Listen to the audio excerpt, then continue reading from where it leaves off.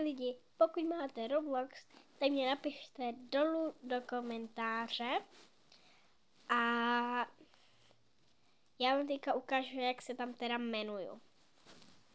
Je to lehký a jmenuji se tam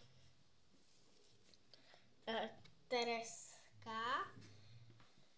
Jo, Tereska 0725.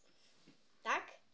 Ježišimarja, málo bych zapomněla. Napište mě dolů do komentáře, jak se tam jmenujete, abych si vás prostě mohla přidat.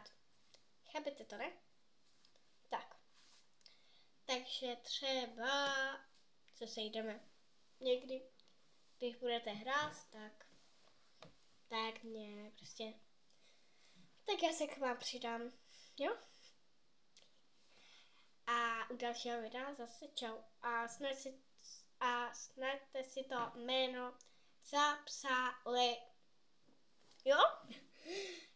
Jinak na to zapomenete. Jak já taky na všechno zapomínám, takže já si vás přidám. Pro nich nebude 1000. Ale doufám, že jich bude málo. Tak u dalšího videa zase čau.